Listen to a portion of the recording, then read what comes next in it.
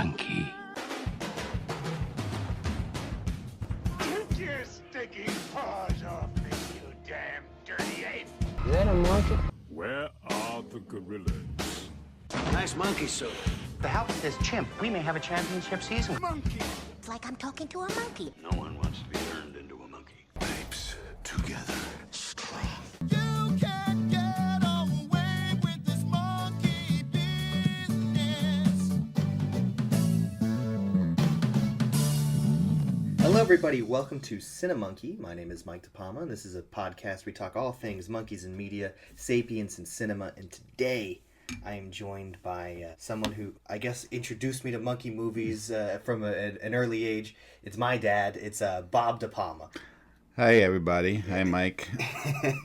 And today, we were going to talk about a movie that, when I first started this podcast, he was like, hey, I want to talk about this one movie in particular. Initially, it was just going to be a little joke where I call him up on the phone and be like, hey, Dad, what did you think of this? And he said, well, actually, I have more thoughts on this. So we're going to talk about the 2001 Planet of the Apes film. And the reason why we're talking about that right now, as opposed to later down the line, is if we take a look at the calendar, it is July, and I figure why not theme a few of these months? We had Planet of the Apes, but now we are entering into Giamatti July, where we're going to look at the filmography of Paul Giamatti, and surprisingly, he's done a couple of movies with monkeys in them.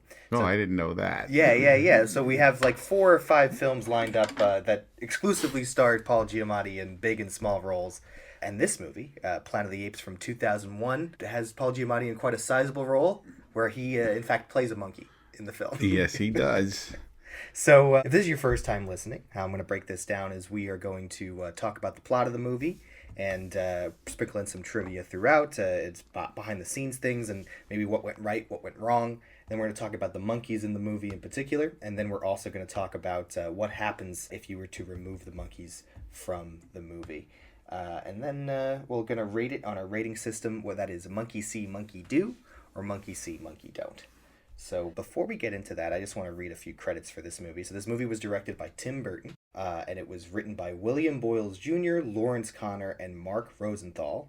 And it stars Mark Wahlberg, Tim Roth, Helena Bonham Carter, Michael Duncan, Chris Christopherson, Estella Warren, Paul Giamatti, and then also has a cameo by one Charlton Heston. Uncredited. I Uncredited. learned uncredited, and it should remain uncredited. You didn't like his role? No, we'll talk about it. We'll talk about it. Yeah. So this movie opens up. We open up... Well, wait, before you start that, Yeah, I okay. rewatched it today. Yeah. Before I wanted to do my homework like so many of your other guests, and I wanted to be prepared. So I watched it today, and the advertisement that came up where I watched it from, which streaming service, called it eye-popping. And I was like, wow, no, I wouldn't go as far as eye-popping, but there's a lot of things to make comments about. But I didn't know this, but this was a 20th Century Fox production? Yeah, all of them have been 20th Century Fox movies, so they own the rights. So the original was also... They were also Fox films. Okay, because I want to refer back to the original too. Yeah. Because there's a lot of comparisons that I kind of made, and I think that I found it to be interesting how they went back and did a little bit of knowledge with the original movies. So let's go. Yeah. Well, I guess before we jump into the whole plot of it, this movie has an interesting history, but when I was watching the behind-the-scenes makings of this, and if you look online and you find like fun facts and things about it, they exclusively refer to this movie not as a remake, not as a reboot, but as a retelling of the original Planet of the Apes, because it's very different from that first movie, and it's different from the book. It's Tim Burton's apparently original vision for it. And he was just like, it's just such an interesting concept. Why don't we try something different? Which I appreciate. It's not the same movie. No, it's not the same movie. And it's not the same story. It's all different characters. But they have a few nods to the old movie. Yeah. And you have to remember, the old movie was, if I'm right, was it 1967 or 1968? Yeah, just around there. And then it's based off of some French book. Right, it's based off of a book. Well, we'll get into it because I have a few comments to make. So this movie opens up, and we start with a credit sequence, and we get kind of these close-up looks on ape helmets and spears and this big kind of jewel thing. And we look around and we see just the names of the stars, all the people I've listed off already. My first thought going into this was like, oh, I forgot how long movie credits were back in like the early 2000s. It reminded me of the first Spider-Man movie. Right. And even the music reminded me of the first Spider-Man movie, which is interesting because it was made by the same composer as the first Spider-Man movie, Danny Elfman. And I was like, oh, wow, he reused a lot of his, I feel like a lot of themes from that movie and this movie. It's just sounded very similar, except he added more drums into this one to give that more primal feeling. So we jump through this long sequence, probably like 4 or 5 minutes of credits. Which goes on for a while. But as you said, it was all based on, if you watch it, it's based on that one big, if you want to call it a gem or whatever it is at the end, and it'll follow through later on in the movie. That particular opening credit is important because it follows through later on in the movie. So the credits end, we see a gorilla's eyes open. Green. And you see it's a real person in the mask and everything. And then we see the stars and we look up into space. And we see kind of a rocket trying to land. And it crashes. And we look behind the curtain. And it's a chimpanzee in the rocket, in this little spaceship thing. And then Mark Wahlberg walks in front of the rocket, and we see it was a training simulation. And Mark Wahlberg, he plays a guy named Leo Davidson, and he is kind of he's a captain, but also a trainer of these monkeys. And he takes the monkey out of the little capsule, and he walks him over to the big monkey lab, and we see that there's a lab full of maybe 30, 40 apes. And they're all being trained to be smart, to kind of go on these missions that humans don't necessarily want to go on. That's right. The more dangerous missions. That's right. And also it's on some sort of space station, a rocket space station that's floating around somewhere, we don't know, in one of the galaxies. So, if not ours, but... And Mark Wahlberg's favorite chimpanzee is Pericles, which is the one who is training for this particular mission. And all of a sudden, we are in space with the space station, and they come across these giant wormhole things. And they're like, get that monkey in a rocket, send him into the wormhole. And they do, and they send the monkey in, and the monkey's immediately lost. Well, right. Wormhole or some sort of magnetic storm or something's going on. And like you said, they sent the captain, if it's the captain or he's wearing 3 stars on his collar. So whatever he is, the captain or admiral, whatever he is to this, bridge or flight deck, he wants to check out this magnetic storm. So he wants to send Pericles, right? The chimpanzee in, and he gets a little resistance from Mark Wahlberg's character, Leo Davidson. Leo Davidson. And and so the monkey goes out into space, goes into the wormhole, and is immediately lost, and Mark Wahlberg is having none of this. And so he goes rogue, hops in his own tube and in his own little rocket, and he's like, I'm going to go get my monkey. And he gets in the capsule and goes through the wormhole, and he is lost, sends out a distress signal, right, and crash lands onto a planet. One of his first lines, right, for the movie is never send a monkey to do a man's job. Yes, I do love that line. That's right, and I wrote down, that's prolific. I love Mark Wahlberg, I really do. I like a lot of his movies. This one, not so much, but that's my opinion, and I do like his movies, but this particular movie, like I said before we came on the air, it grows on you. Let's put it that way. You have to watch it a few times, and it grows on you. I don't know where Mark Wahlberg was in his career when he made this movie. I can tell you exactly. I found out. Yeah, so Mark Wahlberg. Enlighten us. Yes.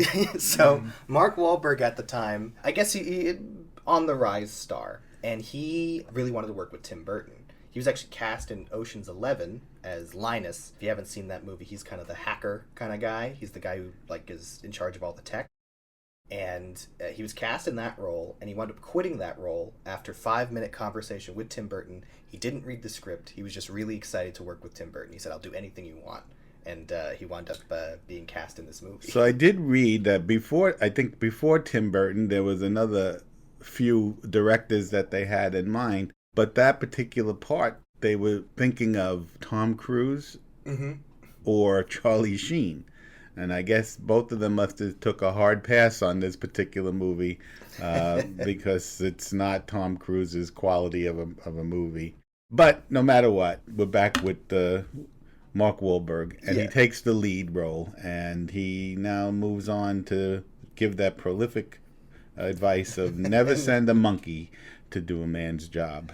And so Mark Wahlberg chases after the monkey spacecraft, and he travels through the wormhole, and he crash lands on this planet. He doesn't see his monkey compatriot's other ship, and so he really lands hard. He lands in the water. He comes out, and he immediately discovers some of the people that are living on this world, and they're all running away because they're being chased by these giant general apes that are catching and capturing the monkeys, which is similar to, I would say, the first movie, the original film, in the regard where they are... Yes, there's a hunt. Captured, There's a yes. hunt, right. Yeah. But let me go back a second. Sure. I don't mean to keep absolutely. interrupting you, but since I did do my homework and I tried to look into this, and I was like, well, all right, let's talk about casting for a minute. Sure. Now, Yeah. the people on the ship, or whatever you want to call it, the space station, I was clocking it, and it was like, that was it. They had a 12.5-minute run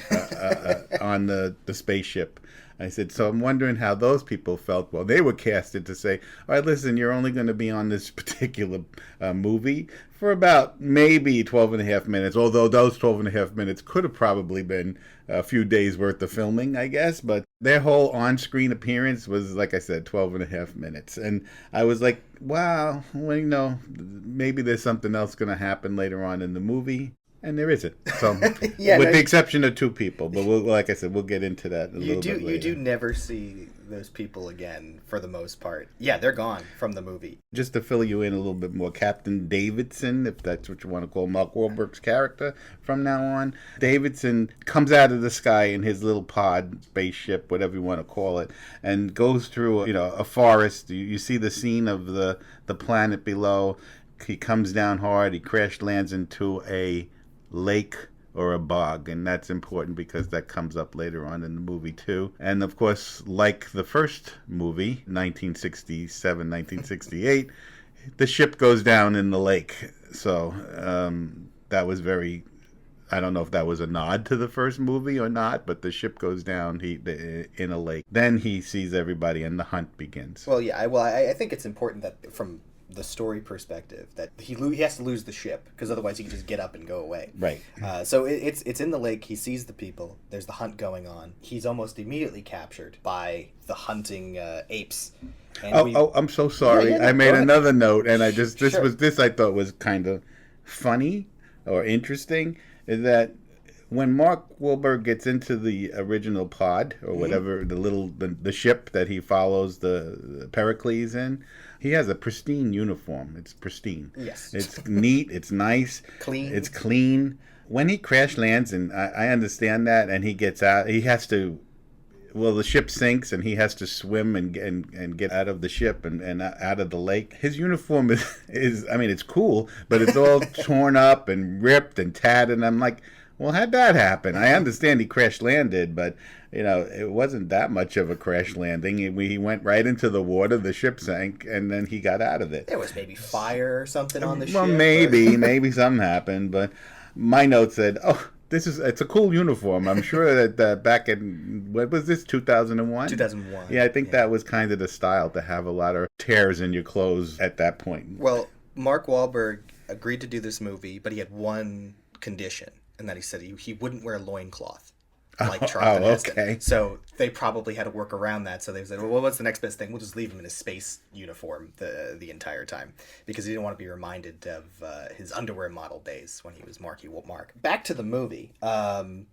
So Mark Wahlberg's captured, and he's put into this cart full of humans, and they're shipping them off to Ape City. And while he's being captured, we meet two antagonists of this film. We meet Michael Clark Duncan. He plays a general, or he's a general. Yes, he's also a general. Yeah, he's a guerrilla general. And then we meet Tim Roth. He plays General Thade, who is the leader of these ape kind of army, and he absolutely hates all humans. He doesn't care for them. He thinks they're disgusting, and that all humans should be killed.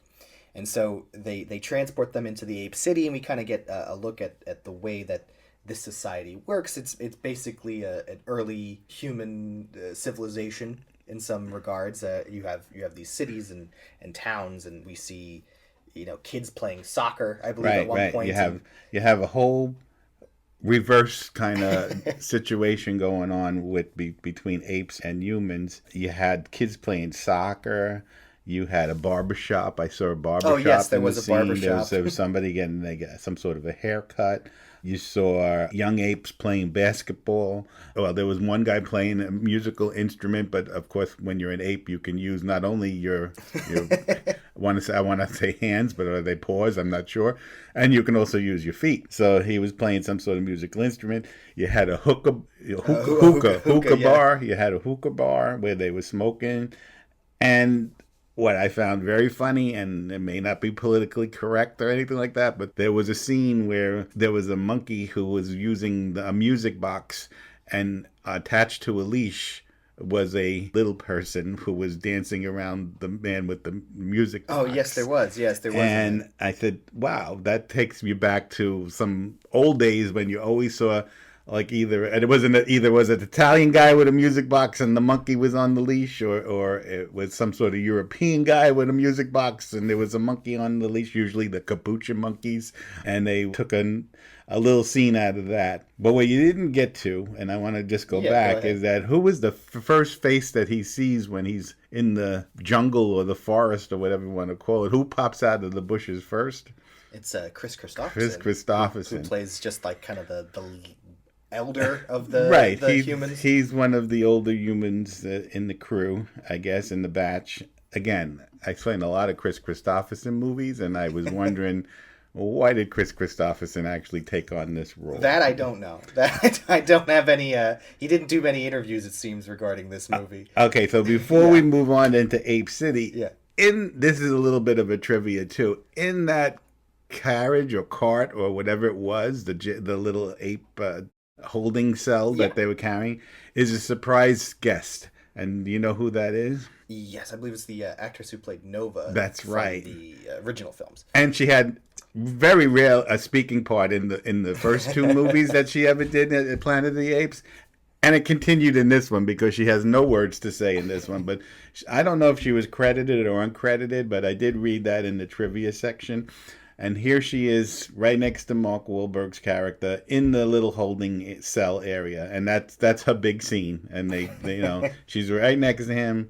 If you didn't know who she was in the first place, you would never know. You would just think she was an extra. But they gave Linda Harrison a little spot in the movie, and I thought that was pretty great. So after they're brought into the Ape City, and they arrive on the steps of basically a slave trader, and it's played by Paul Giamatti. He's an orangutan, and he comes down the steps and he inspects the humans, and he goes, these humans kind of suck, but I'm gonna buy them anyway. And he takes them inside, throws them into other holding cells as he needs to inspect them in order to sell them. And General Thade is there, and he's like, I need a pet for my niece, right? Was it niece or daughter? Yeah. And they pick out a little girl, and they say, hey, listen, they're cute when they're young, but when they become teenagers, you don't want them. They start to rebel and everything like that. So they grab out this little girl, and this annoys, I believe, I can't remember the character's name or the actress who plays her, but the main woman, female character in the film, the human, I cannot remember. Oh, her name? No, I don't. I believe I don't it's know her either. daughter, right? That they pick out. Or sister or something. It's either her daughter, because there's another young man, a teenager, I would assume, who's also part of. They all seem to be part of the Chris Christopherson family unit. Yeah. So, because they're all together when they get captured. And so we also meet Helena Bonham Carter's ape as well. I believe her name is Ari.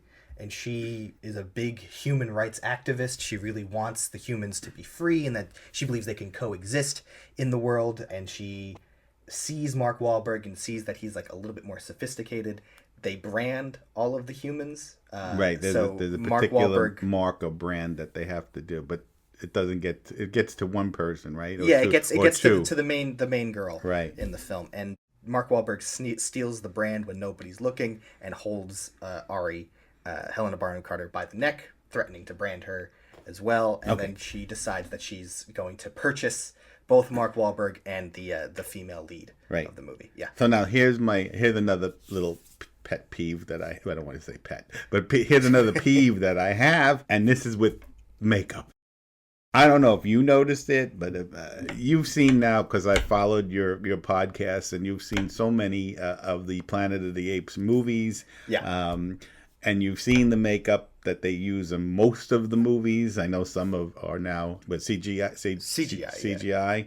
But going back, comparing the original movie to this particular movie, the makeup in this particular movie, the Planet of the Apes 2001, I don't know why they did it, but if you notice that the makeup for mostly the female apes, they have made them more human-like, and you could see like the facial makeup is like more. It's a smooth skin. There's less of that monkey look on. There is the monkey look, the ape look, but there's less of that look, and I guess it was designed that way by what might have been Tim Burton's idea of what a female monkey should look like. So, yeah. I mean, I'm watching the movie, and specifically I had a similar thought about the female monkeys, the apes in this movie, is they all reminded me of the Who's from How the Grinch Stole Christmas. They all look like Who's. And I was like, why do they look like Who's? And then I looked into it, and the person who did the makeup for the Grinch,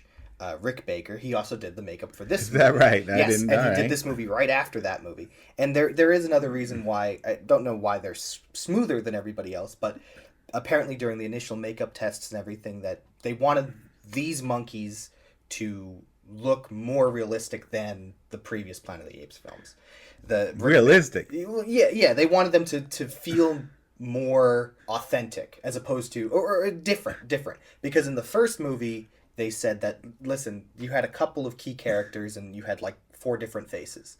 Technical marvel, makeup marvel, that movie. Back then, Yes. yeah, sure. But for this movie in particular, they wanted each character to look different. Right. And you could tell them apart, which is good, right, because otherwise you'd be confused who was But who. you could see from the male, in this movie, the male apes, right? Mm-hmm. That makeup was really, I thought was really good, because the makeup on the chimps, the makeup on the orangutan, well, there's not that many, but their makeup on the orangutans, the makeup on the gorillas were all really good. But then when they hit the females, I was wondering, why did they change that, and why did they make the females, like I said, the facial features were a lot more human-like? I think it was to make them more human. Well, it bothered me. Yeah, no, I know. Well, it gave them... We don't have... I remember reading that the makeup team initially didn't want to put eyebrows, because that's not... Apes don't have eyebrows.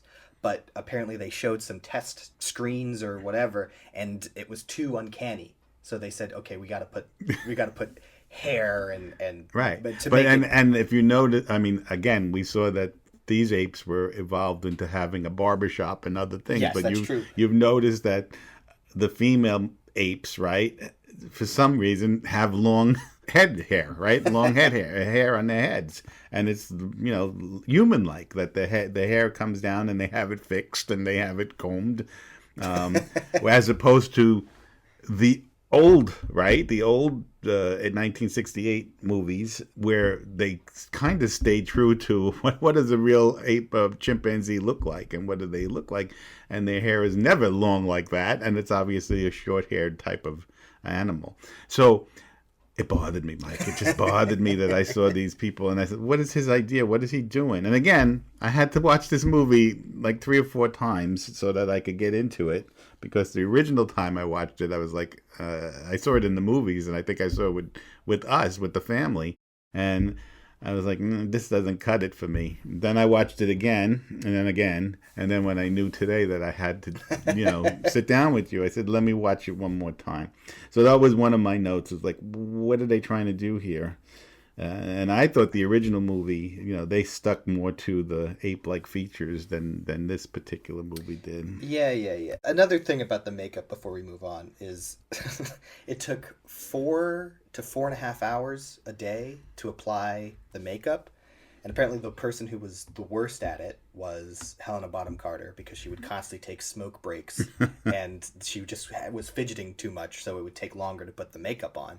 And the one who got it down to like 2 hours was Tim Roth, who played General Thade, where he just was like, if I stay perfectly still, I could be done with this. I'll get into a little bit later of some of the repercussions for doing some of this makeup and monkey techniques and things like that a little bit later. But now, and for your audience that doesn't know, she is was Tim Burton's wife. Another thing too is that, so initially he was dating or married to another woman who is like an extra in this movie. I forget if she was a producer or something. So they were together for several years, and this is the movie that introduced the two of them together. Oh, it is. And then he wound up being with her for quite a long time. Right. They recently either got divorced or separated. Or, yeah, and of course she made many movies. Several movies with Tim Burton. With him. So this was the start of a great collaboration. Right. So Paul Giamatti. But wait, but those of you who don't know who she is, and if there is anybody out there who doesn't know who she is, I think, and that's my personal opinion, her best role, her most noticeable role, is of course in the Harry Potter series, Bellatrix Lestrange. So yes. A little side tangent, but Tim Roth, he was actually, I believe, one of the first picks to be Snape. Oh. Yeah, but he wound up obviously not doing it, and the great Alan Rickman wound up taking that role. Okay, we went on a tangent. Too far off. Maybe I'll cut that out. No, don't cut it out. We went on a tangent. Let's go. All right, so Paul Giamatti sells Mark Wahlberg and a woman to Helena Bonham Carter. She takes them to her own house. She is of some importance to society. Her father, I believe, is a senator, and she is doing her best to kind of teach Mark Wahlberg and like, hey, like I'm gonna try to fight for you guys. Don't worry, it's gonna be okay. And Mark Wahlberg's having none of this. He's like, no, I'm gonna leave as soon as I can. I need to get out of here. And so Mark Wahlberg is kind of doing these chores around the house for them. Right. When they bought him into being some sort of servant in the house. So he was doing some sort of serving the food, I think it was. Yeah, no, he wants. There's like a big dinner. Right, there's a big dinner. There's a big dinner, and we see all these other, I guess, high society apes there, and the last person to show up is General Thade, and he sits down at the table, and they're having a discussion regarding humans and human rights and things like that, and Mark Wahlberg's serving some sort of dish to them, and then General Thade grabs Mark Wahlberg's face and he shoves his fingers in his mouth and he asks him if he peeks in to see if he has a soul. That's right. He's like, do you have a soul? And I thought that was an interesting, weird scene. And it's also a scene where Michael Clark Duncan, his character, before they start to eat, and I found this funny too. Yeah. Not funny, but I found it. He bangs on the table real hard before they start to eat, and apparently he says, we have to say grace. So this is where you learn. Oh, yes. This is where we learn that their god is a god named, I think it was Simo, right? Simo. And I'm assuming it's something to do with simians, but I didn't piece that together. But it was Simo. So we learned that there's religion, there's government, they have a whole society going on. Like Mike said, the father is a senator. He's a high-ranking person. There's the military, which has generals, it has soldiers. The soldiers seems to be mixed in with not just gorillas, but also chimpanzees. This particular movie doesn't have, like I said, a lot of orangutans compared to the original. The orangutans in the original were the, I guess they were leaders. They were leaders. They were like more than scientists, but they were scientists also. They were religious figures. They were like if you watch the movie, they were also the I guess the equivalent of a priest or a minister. And we don't have that in this particular movie, but we do have the warriors. We have a lot of gorillas. We have a lot of chimpanzees. And most of this movie is focused on battles. Yes. And so Mark Wahlberg doesn't want to stick around much longer. So he picks the lock of the cage he's being kept in. He takes the woman with him.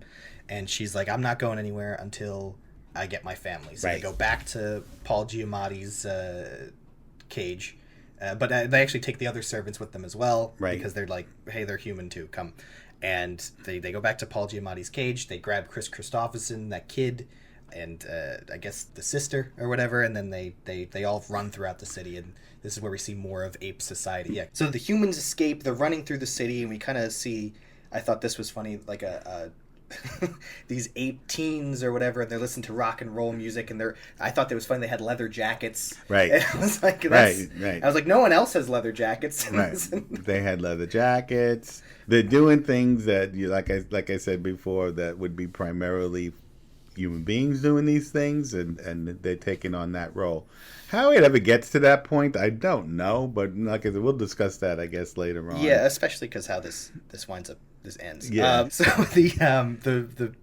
they're running through, and Paul Giamatti's character's like pretending to bathe upside down with flowers because he was told he smells like humans. And they interrupt some sort of mating ritual that's going on, where this woman is jumping on the bed. Right. It reminded me of the No More Monkeys. Maybe that's a joke on that. You know, the jumping on the bed. Yeah. It could be. They're running through the city, and they're causing a havoc, and they wind up running into I believe Helena Barton Carter, and she's like, "Hey, like, let me help you. I could get you out of the city." And Mark Wahlberg's like, "No, I don't really want to associate with you. I just want to get back to I have to get back to where I landed."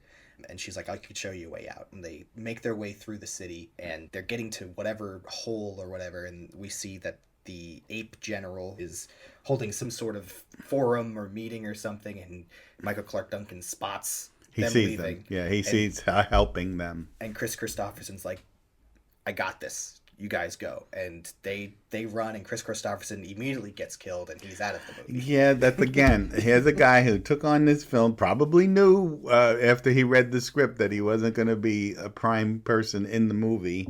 And my notes, I said, well, wow, in total, he might have had maybe 6 minutes of airtime in this particular movie. Yeah, he causes that distraction. He gives them a chance to flee. And then he's killed. The Fade, I believe, sneaks up, right? I don't know his name. Tim Roth? No, the other one. Michael Clark Duncan's character. I don't know his general. He's a general also. Yeah. But he holds on to... he's a colonel. Colonel Attar. Okay, he's a colonel. So Colonel Attar holds on to Chris Christopherson, and from behind comes General Fade, Tim Roth's character, and he has these fancy little knives which are like hooks, and just kills Chris Christopherson. He swipes and his head comes off, but you don't see that. And there was a little scene before that where two other gorillas find the path that the spaceship came down and landed into the lake that we talked about earlier, and they report just to General Thade, and General Thade asked them who else knows about this, and they said no one. We came to you first. And then he decides he's just going to say okay, and he kills the two gorillas. Yes. And dumps their bodies into the lake. Now only he knows what's going on, that this may have been something out of this world, so to speak, and that's what we're dealing with. So humans have escaped. They run throughout through the Forbidden Zone. They escape through this big monkey rock figure that has a door underneath it, and then they're in the woods.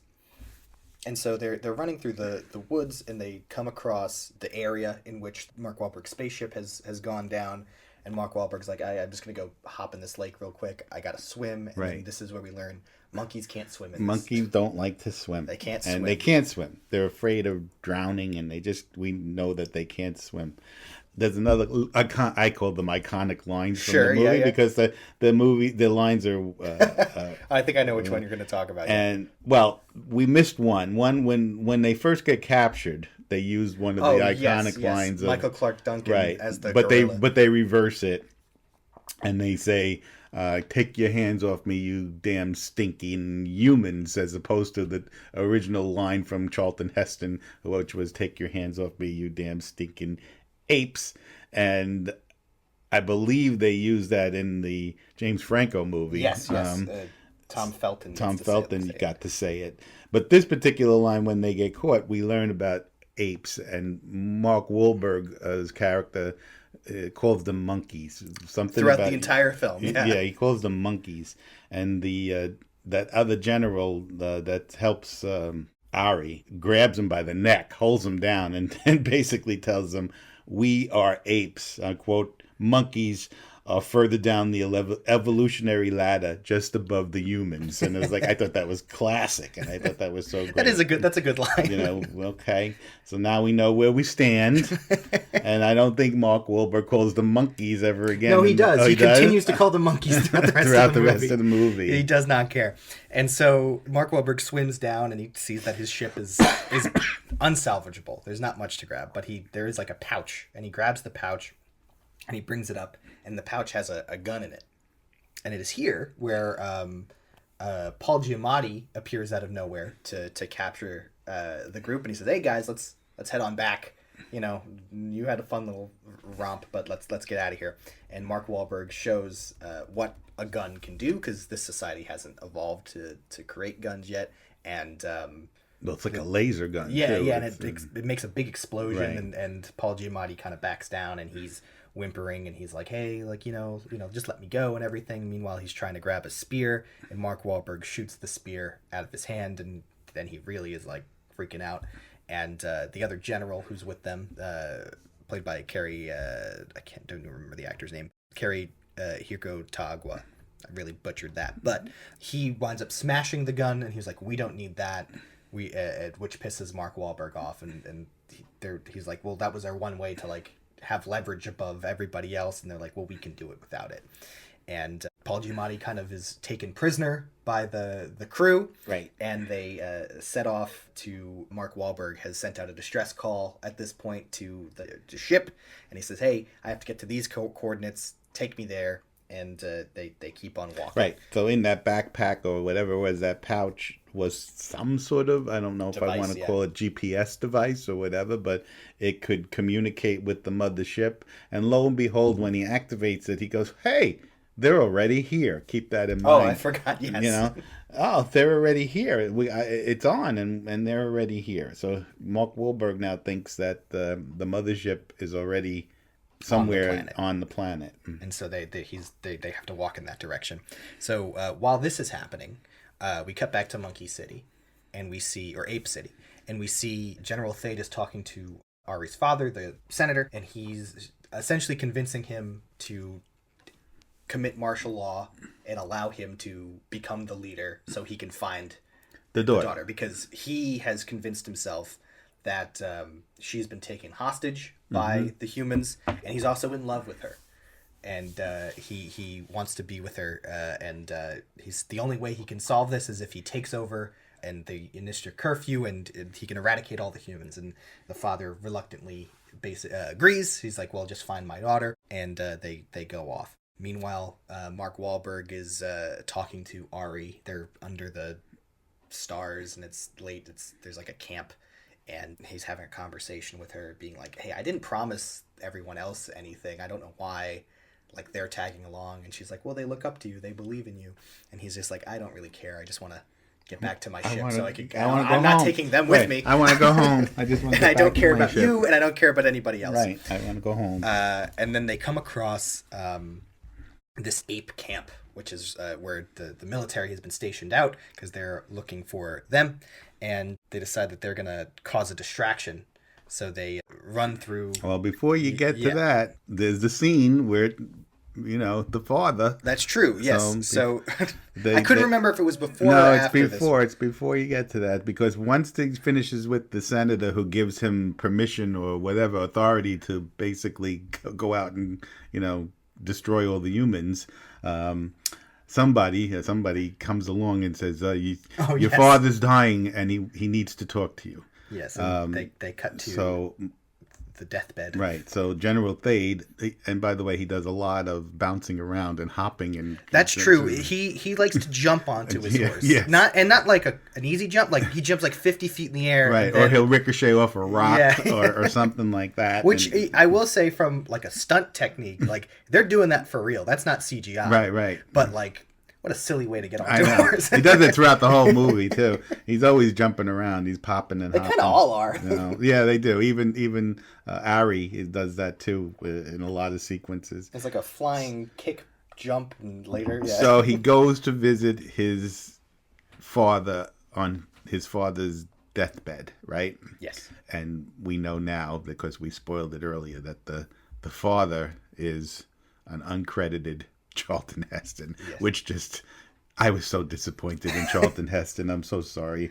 I know, but it was like, really? It was like, then I'm saying, was this his last film that he decided to go out on this particular film? I don't know about that. I think Did it he was- really want? I mean, I'm sure he really wanted to do this film, but the character that they gave him, I don't know, was a little disappointed to a real, and I mean this, REAL, a real Planet of the Apes fan, who Charlton Heston really made those first two movies. But Well, I think maybe he thought it would be fun to like play an ape as opposed to. yeah, I guess so. Yeah. I understand. But I get what you're saying too. You know, it's and not maybe exactly... maybe that's why he's uncredited. I don't know. Maybe he said, "Look, I'll do this, but don't put my name in there." and you only know him through his voice, because he has that unmistakable voice. But yeah, so the General Thade goes to his father. I don't remember the father's name, but he's there. oh, his name you know his is name? Zaius. Zaius. And that's a tribute back to the original movie, because Dr. Zaius was the orangutan who was the antagonist against Charlton Heston. He's the one who wanted Charlton Heston in the original movies to have whatever they did. The brain, they did a what do they call it? They take pieces of your brain out so that they can't speak. Lobotomy. Lobotomy, and they also that you can't speak. He knew that Charlton Heston could speak in the first movie, and they were antagonists. So here he takes on the name Zaius, not Dr. Zaius, but Zaius. And so Zaius is dying, and he's telling his son, he's like, "Hey, listen, we come from the original ape, Semos. Like, we have Semos in our blood, and apes used to be subservient to humans, Right? And they're that big jewel crystal, whatever that Red, thing was. that was in thing the credits. that was in the opening credits. He's like, "Hey, smash that!" And General Thade picks it up and smashes it on the ground, and he finds a gun, and he's like, "This is the power, right, of that the humans can possess, because they are cruel creatures," and right, just feeds them a bunch of stuff. Now, just a little side bar here. This scene was apparently very difficult for Tim Roth to film, because he is very anti-gun, which is a very interesting thing. Because if you think of his characters, he's usually playing the bad guy who he's using a gun in a lot of his movies. Right. But he's very against that, and he did not like Charlton Heston. Oh, because Charlton Heston was with the national big the NRA NRA. guy. He was. So I didn't know that. So he said, "I never would have done this movie if I had known I was going to share a scene with Charlton Heston." He was that.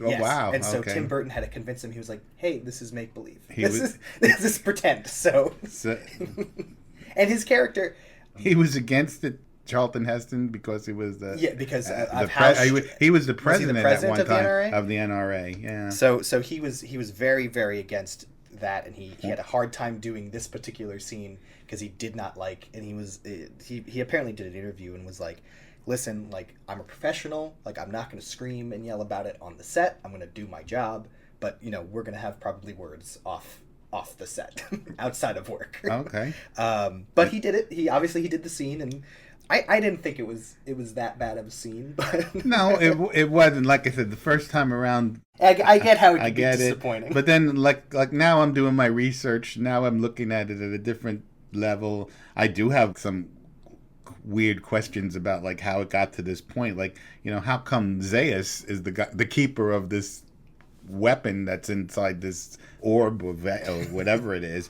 And I'm assuming, based on what we know, is that it's like hundreds and hundreds of years in the future, right? Yeah. And they don't have the technology of that type of weapon. They don't even have guns. They fight with the apes fight with spears and knives and that kind of a thing, but they don't have the weapons that humans would have had. Like, so they don't have guns. Like in the first movie, they had rifles. But yet they have hookah bars and they do, and saxophones. and saxophones, and yeah, they do have a saxophone player. You're right. So my question, like at that point, was like, well, wait a minute, how did Zaius, the father, after so many years, keep this in his possession, or where did it come from? And we never know. So we never will. We never know. But he does tell Thade that this is their technology, the humans' technology, and their strength we can't outmaneuver this type of technology. But you'd never know where that technology came from, because the humans are all, they don't have any weapons either. The humans at this stage in the movie, nobody has any weapons. It's hand-to-hand combat. But Zaius does tell Thade, right? Because he knows something's going on, and his last words were, you must find this human quickly, right? So don't let him get to. And then I don't know what he said, but he said, don't let him get to something. It's the Seus or something. It's whatever the Forbidden Zone. Oh, okay. Yeah. Don't let him get there.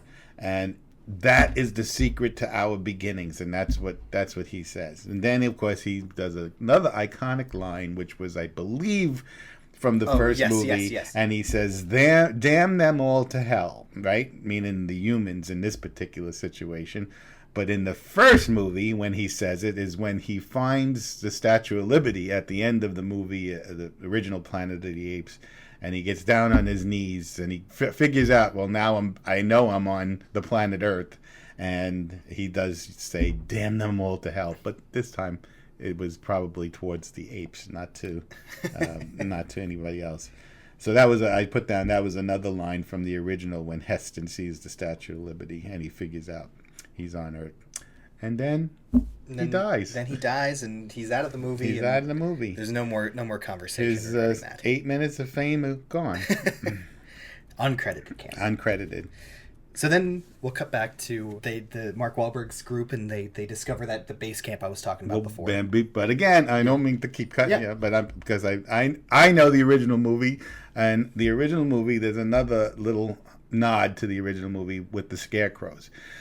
In the original movie, where the Forbidden Zone was, the apes put up scarecrows so that they would not have other apes go there. They didn't know what that was. They didn't know what these particular scarecrows were, and they weren't really scarecrows. They're like something on an X. And they do that again in this movie, and the design was so that the apes would not go any further. They would be afraid. So go ahead. Yeah.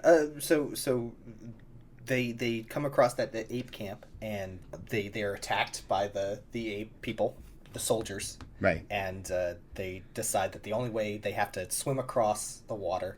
So Helena Bonham Carter hops on the back of Mark Wahlberg, and Mark Wahlberg swims across with her clawing at his face and everything, and the rest of the group gets across, and Paul Giamatti realizes that, hey, they shot at me too. They think I'm a traitor, so I guess I'm with you guys now. Yeah. So he joins the group as an ally at this point. But since we're talking about Paul Giamatti too, his character really turns into to me, it turns into the comic relief guy. Well, he is the comic relief. He's the comic relief of this movie. Whenever he's on screen, it's going to be something odd or silly or something silly going jokes, on. Right. And silly saying or something like that. And apparently they let him improvise and add a bunch of lines to the film. He looks like he's having a blast in this. Which is compared to some of the other people who were not having so much of a blast. Yeah, I'm sure.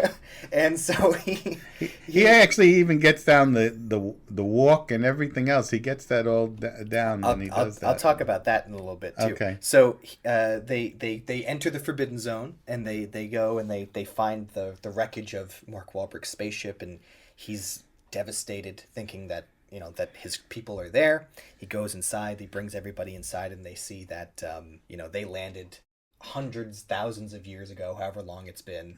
And the apes that they had on the spaceship were the ones that revolted and took over. And the one that took over was one that just so happened to be named Simos. And he was the leader, their Caesar of these films.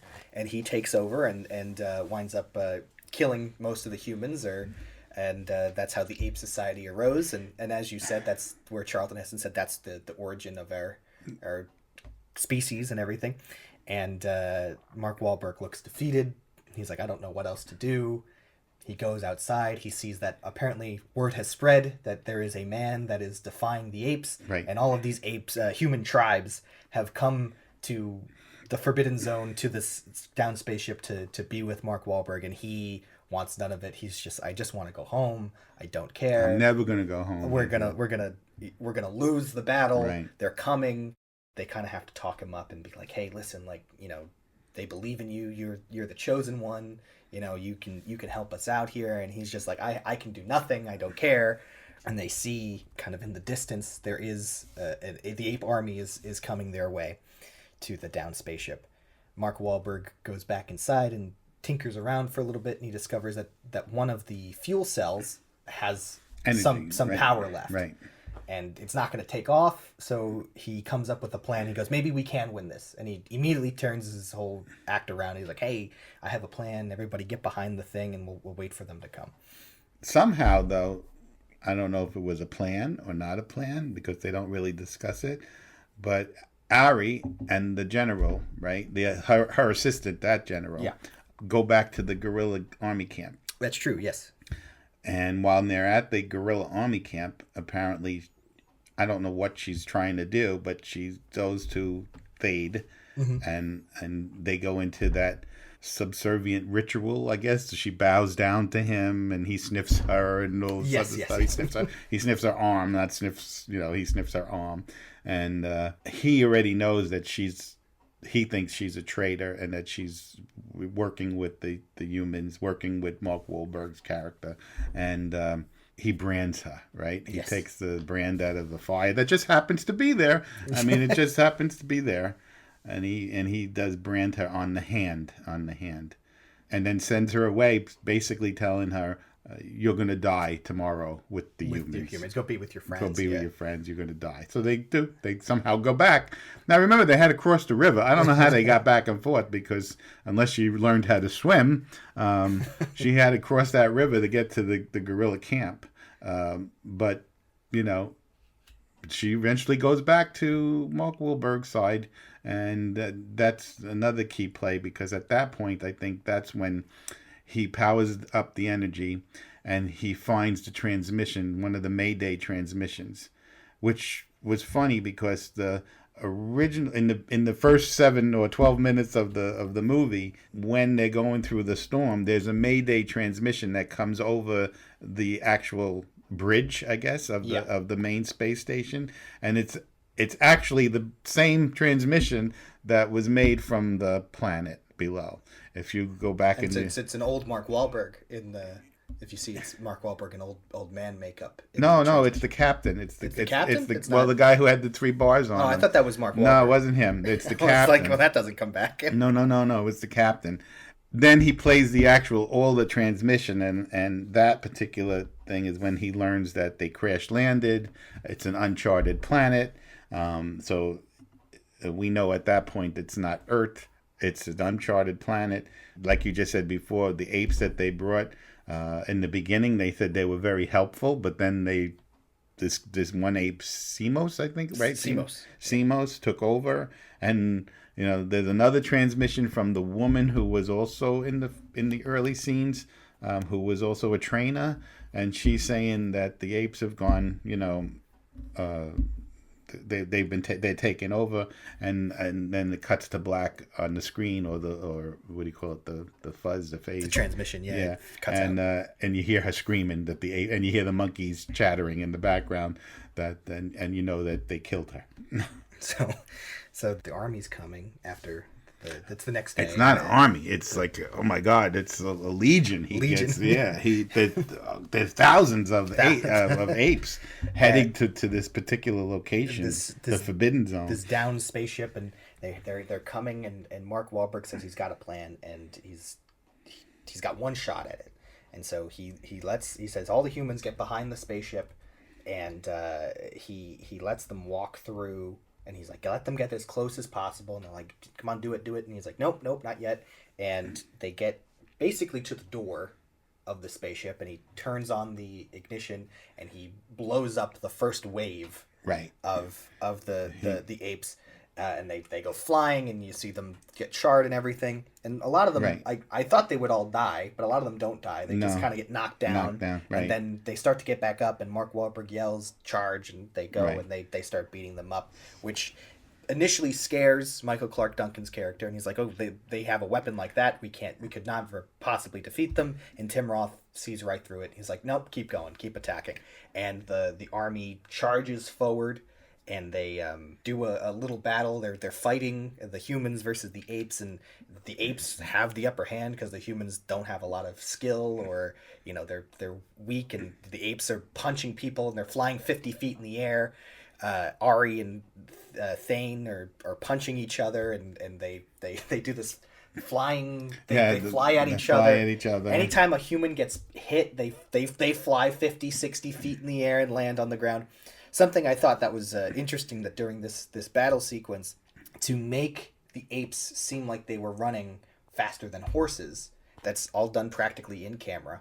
So the horses are actually running, but to make the apes run faster than the horses, what they did is they built they equated it to like a treadmill, but it's like this giant sheet, and then they attach that sheet to like a truck, and so they have the truck pulling the people, and then the apes that are running, and so the apes are running like apes on top of this giant sheet that's pulling them faster than the horses to make it look like they're charging faster. It was if you have a chance, if you want to look at the behind the scenes of this, that I found was absolutely a fascinating thing. And the person who was kind of leading the charge on that was a stuntman. His name is Terry Notary, and if you've listened to this podcast before, you might recognize that name. He is all things ape expert. He was the person who put these people through ape school. I don't know if this was the first movie he did, but he has constantly, if you need an ape guy in Hollywood, this is the guy you go to.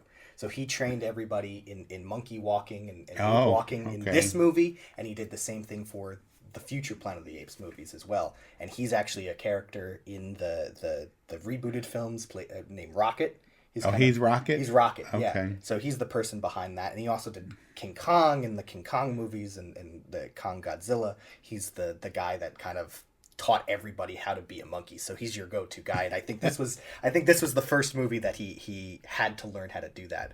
And in the behind the scenes, he talks about, like, he just went to animal sanctuaries and watched them, and then he became the expert on it. And then there's funny behind the scenes of Paul Giamatti like learning how to walk like an orangutan, and then there's Michael Clark Duncan walking like a gorilla, and they had to relearn and teach hundreds and hundreds of extras how to act and walk, and they would do 3 days a week of monkey school and then 3 days a week of horseback riding lessons, and it was a interesting behind the scenes. And I think this was one of the first scenes that they shot for the film. I don't want to go too deep. I want to go too deep, but I do have another question. Yeah, this is an uncharted planet. We know now that the apes have come from the apes that may have been on the spaceship, right? Mm-hmm. The humans came from the humans that were on the spaceship. Obviously, years have gone by, and the apes have populated, and the humans have populated. But where did they get horses from, Mike? I don't understand that, Mike. Question. Where did the horses come from? Unless they had horses on that spaceship. Well, they had to have a lot of them. But where did they have horses? So all of a sudden, Tim Burton inserts horses into an uncharted planet, and I'm confused, Mike. I don't know what's going on now. Well, they have that big battle going on, and with horses, and the humans think it all is lost. But then we look up to the sky, and what do we see coming down from the sky? But what looks like a bright light coming down towards this battle, and we see it's a spaceship, and the spaceship lands, and what pops out of the particular spaceship? But our good friend Pericles from the start of the movie, which all of the apes in the film believe is their god Semos, because he looks like the original ape. So they all kind of stop and bow down, and Mark Wahlberg approaches, and Pericles opens up the capsule, and he gives a big thumbs up to Mark Wahlberg, and he's like, "Okay, let me show you something." And he gets Semos off the ship, and he sneakily grabs Semos's pack, which happens to have a gun in it. And he walks over to the other general, and he's just like, look, we descended from this, and I believe, does he pull the gun out at this point? No, not yet. No. And they because Thade has the weapon from the that's true. The container. He has his father's gun. Yeah, he has the weapon. But as that was happening, I'm kind of I was laughing. laughing. I was like, no way they brought back the monkey I'm from laughing before. to myself, and here comes Pericles, and okay, well, now they connected that he was lost in space in the beginning, and they connected it with him.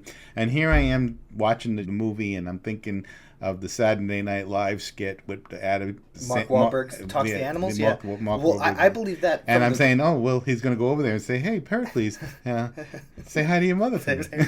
I thought that at the start of the movie, that I'm like, this must be the origin of where that joke comes from, because the whole time it's like, Pericles, what? What are you doing? What are you doing? Hey, come out here. I know what you're trying to do. Let's have a chat.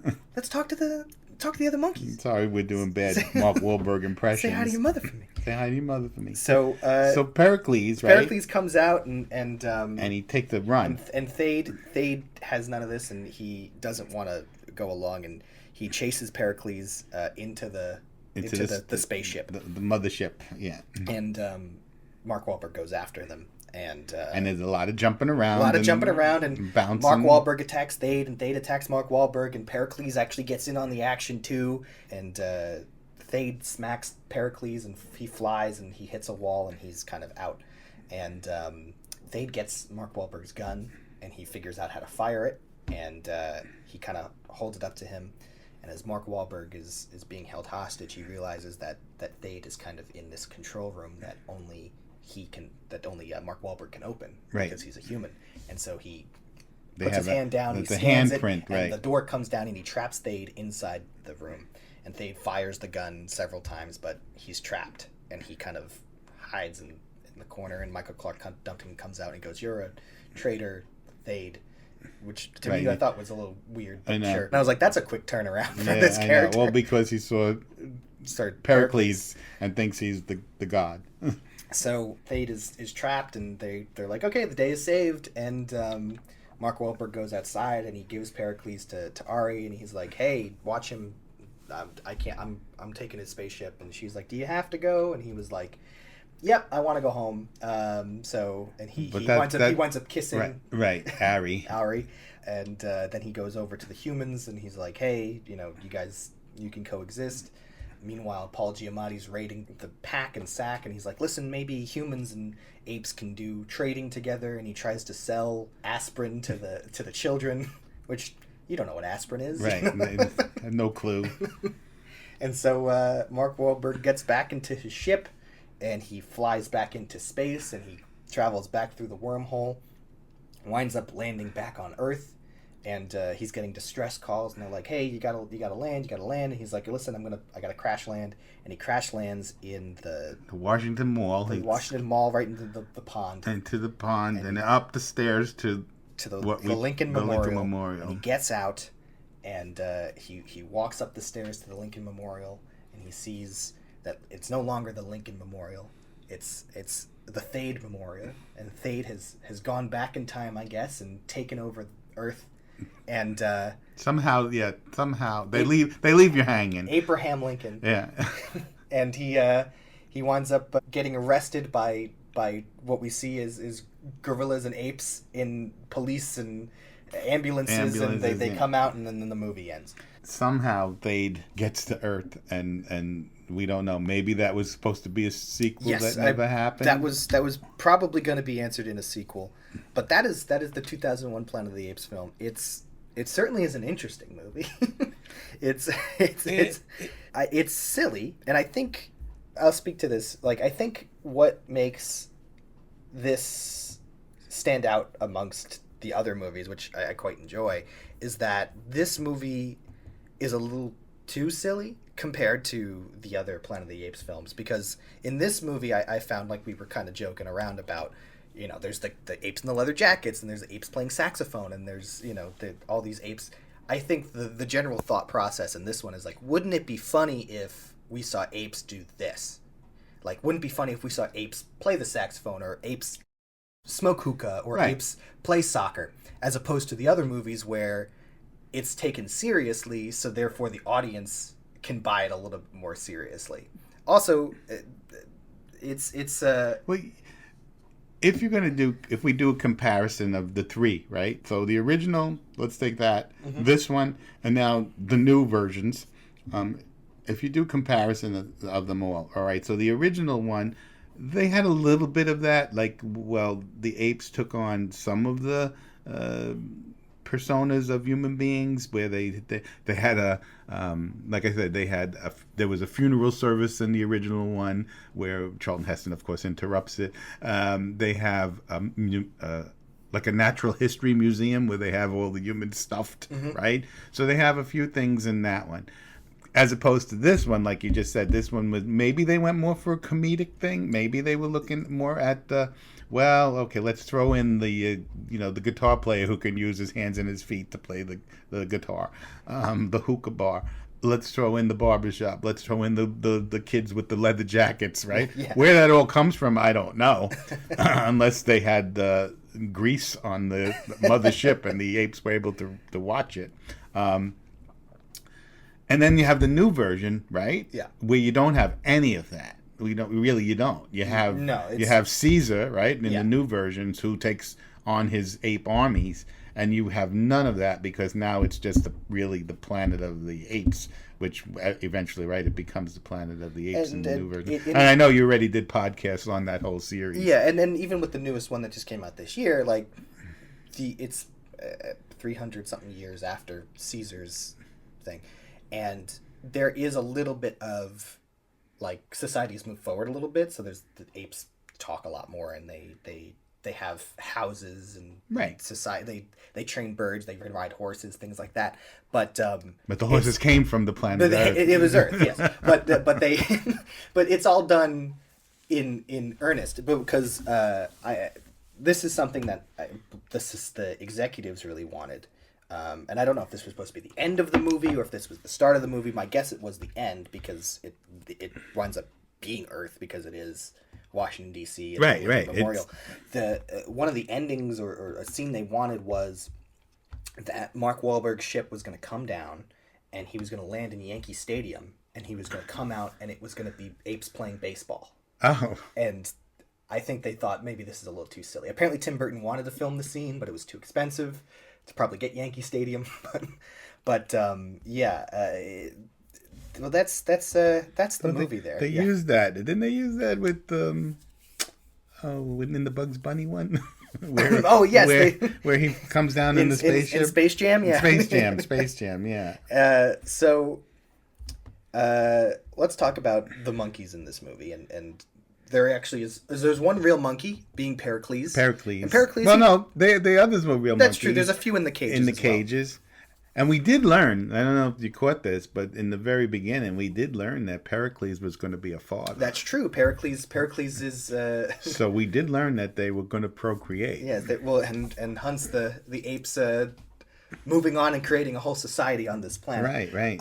And so the monkeys in this, we kind of talked about it before. Like, we have Pericles, who was a real monkey. I don't see the name of that chimp on here. But... he has a bigger role than I thought he was going to have. I didn't even realize there were real monkeys in this movie. But it was funny. It was interesting to kind of juxtapose the real chimpanzee to like Tim Roth, who's also supposed to be a chimpanzee. Right. Somehow they get taller over time. They get taller. Like I said, they more human looking. Yes. They have that, but. Yes, they do seem to grow. They grow to the size of humans, except for you expect that with the gorillas, right? Yeah. Gorillas are huge, and orangutans are pretty big too. Yeah. But yeah, no, they because you see the juxtaposition between Mark Wahlberg and this monkey and Pericles. Yeah, and Mark Wahlberg is not the tallest man in Hollywood, so this monkey's pretty small. So right. they obviously get bigger and over time, and it's an interesting juxtaposition there. And then we talked about the ape school already, and how they went to ape school to participate in these this film. Something else I want to touch upon is the makeup we talked a little bit about, but the Rick Baker, the guy who did the makeup for this movie, he wanted to make sure, and this is something Tim Burton wanted as well, that the makeup wasn't as restrictive to the characters. so that the actors can actually emote through The makeup. Because in the first movie, their faces and everything, it's a little stiff. But that's why, you get these more human emotions is because they wanted it that way. So that way you can see, when Michael Clark Duncan, like, scours, you could see, like, the veins in his head a little bit. Or when Tim Roth is doing his evil faces or whatever, he can scrunch up his face. They put a little bit more effort into that. And, how you perceive that is up to you. It is a little distracting, a little uncanny valley in that regard. But they decided that this movie actually made money. It did make money. Yeah, it was for the budget of $100 million. It had a box office of $362 million, which is pretty solid for 2001. Keep in mind, like, box office numbers, movies weren't breaking $1 billion unless you were like Titanic back then or like Jurassic Park. So this made good money. But Tim Burton, and it was a summer release, right? It was a summer movie, which you would figure a lot of people would. July 27th. So it released at a distant time. It's a popular franchise. It was the first in many years to come out of a remake. And Tim Burton was pretty popular then. Sorry, it's all right. And Tim Burton was pretty popular then. So like there was a lot to this to hope it was good, but Tim Burton had such a rough time making this because the studio had set a release date, and that's why the script maybe wasn't as up to par, and they just had to shoot it. They were rewriting the script as the sets were being constructed. Oh, really? So I don't know if you noticed, they only go to like 3 to 4 locations in the I know. entire movie, and that's because I think they just had to be like, okay, well, you got to use what you have. And you mentioned before that there were other directors. Some of the other people who were potentially going to make this film were Peter Jackson, who did the Lord of the Rings and Hobbit movies, as well as King Kong. He, at one point, was in talks to potentially do a version of this. And then the one that got further along was Oliver Stone, who originally pitched it for Arnold Schwarzenegger to star. And that was a completely different story involving, like, traveling into the genome and could you imagine Arnold Schwarzenegger in a Arnold was supposed to teach the monkeys how to like ride tanks and stuff. Yeah, I'm sure. But the studio thought that it was get out of the chopper. The studio thought it was going to cost like $200 million or something like that, and Tim Burton I guess pitched a lighter version and one that wasn't as tough to shoot. I also see here it says that James Cameron was almost involved at one point. Chris Columbus almost did one, and then eventually. You mean was asked to do it? Well, either they had an idea, they pitched. They pitched it. Yeah, oh, I see. They had ideas, and then Tim Burton eventually came on.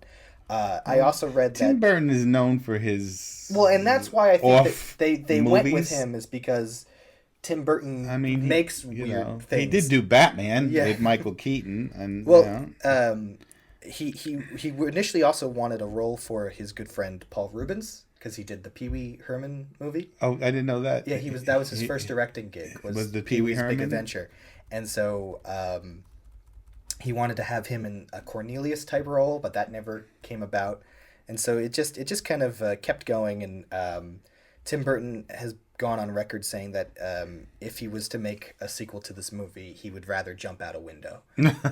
So we'll never know. Then. He didn't have a good time making this one. Although in the behind the scenes they said he was very into it, but I think the studio probably got involved. They wanted to sell toys. They wanted to make it, I guess, family friendly, and I think that's where that Yankee Stadium thing probably comes in and be like, oh, wouldn't it be funny? And then eventually they decided to reboot a couple years later, and it took till 2011 to fully get that off the ground. And I'm just reading that says in 2011, Mark Wahlberg attributes the failure of the film to reboot the franchise to the studio's desire because they didn't have the script right, and they had a release date before he had shot a foot of film. So they said that, I guess they were pushing it, And this was going to be their big summer release. But, and all right, so even Mark Wahlberg knows that it kind of was a failure. He knows. And then poor Tim Roth. Right, and then Tim Roth. He hasn't gone on record on saying he hated the movie, but I'm sure he didn't have a pleasant time making this. He had that fight with Charlton Heston, as I mentioned before. But he also, because he was hunched over a lot of the film, and he's got this armor on, apparently like 2 or 3 vertebrae in his back like were dislocated, and he wound up hurting himself immensely. And he's doing these big jumps, and he's on wires. And I'm sure there's stunt people doing that for him, but he's got to be on the horses and things like that. So he wound up like hurting himself making this movie. So that poor guy. Oh well. And he still works with Quentin Tarantino, so he's still getting roles. No, he's still working. Yeah. So I found it to be, like I said, originally I found it, I had to sit through it a few times. Yeah. But today when I watched it, but I also was doing my homework, and I took it for a different thing, and I kind of figured, I figured it out today on what was really going on. Yeah. I didn't get it the first time around. I'm sorry, but I didn't get it. Well, Tim Roth has seen the movie 2 times, and he says, I still don't understand what happens. All right, so I'm not alone. So, and I think a lot of people didn't understand that ending. I think it's probably more digestible now because like you've had a lot of movies with time travel and wormholes and things like that. Right, back in 2001 we didn't really have. You really only had the movie maybe 2001. But that was the future. Yeah, that was different. But we didn't have that. So it was it was a. Listen to me talking like I'm an old man. I'm not, folks. I'm not. I know you have one listener. I am not. And it's you. So let's talk about what happens if we were to remove monkeys from this movie. There'd be no movie. There's no movie. There really would be no movie. There'd be Mark Wahlberg and Chris Christopherson. Lands on a planet and... there'd be no movie. It would be a space movie is what it would be. And then he gets off the planet. And it would be a space or he dies on the planet by himself. He goes through some magnetic storm, and it becomes a space movie. Yeah. But without the Planet of the Apes without the monkeys is nothing. It's not going to be. You don't have a movie at that point. So, now could you remove some of them? Maybe, I don't know. I mean, maybe you could have. You can't remove Ari. You can't remove Tim Roth's character Thade. Certainly Michael Clark Duncan. I'm sorry. His character is key. It is a key character. Without them, I mean, I guess there's no antagonists. And of course, you needed Paul Giamatti for comic relief. You need Paul Giamatti. How can you resist Paul Giamatti? How could you go from this character all the way to John Adams? I mean, come on. He seems to be the person. I don't know. He hasn't really spoken about it too much. He might have did an interview where he goes through his roles, and I think he said he had a lot of fun making this movie. And like I said, you could see it. In his performance. He was kind of excited for the idea of a sequel because he was like, how cool would it be if we see these apes in like sunglasses and they're smoking cigars and they're having boardroom meetings, and he kind of wanted that, Earth, Planet of the Apes, like 2000s kind of vibe of a movie where it's just like today's society but with the apes. But we're never going to see that. They're never going to make that movie. So let me ask you the tough question here. Monkey see, monkey do, or monkey see, monkey don't? Okay. Originally, I'm going to tell you the truth. Yeah. Originally, it was monkey see, monkey don't. That was originally. Because you thought this movie was crap. Well, am I allowed to say that? You could say crap. Oh, good, because I've been withholding it because I was going to say most of the performances here were, in my opinion, crap. But originally, when we first had this concept of me coming on your program and your podcast and letting me talk about this, man, I was going to tell you that this movie was just crap. It was. But again, I watched it again, and I watched it again. So here's what I have for your listeners or listener. This is what I would suggest. Listen to this podcast and now go see it. It's on Disney Plus. It's on Disney Plus. It's on Hulu. Yeah, and then go watch it after you listen to this podcast, because I think what Mike has done is he brought you full circle on this particular movie, and you might understand it a little better than just watching it the first time around. So, I changed my mind to say after listening to this podcast, and after maybe if you want to break it up into sections, you can do that too, thanks to streaming services. It's a monkey see, monkey do, monkey see. Monkey see, monkey Monkey do. see, monkey do. I'm surprised. For me, it's a monkey see, monkey don't. I don't know if this isn't essential viewing. It's just, I would say a majority of it is. Well, you didn't say essential viewing in the first. That's true. That's true. That was one of my choices. If I had that as a choice, well, no, I would say go watch the Clint Eastwood movie with the monkey in it, and not this one. But no, I would tell you. I agree with you. And it may be a monkey see, monkey don't. But if you like the franchise, if you like the Planet of the Apes, and you want to just see how they killed it with this movie, then by all means watch this particular movie. Now it's resurrected again. It's a totally different franchise, in my opinion.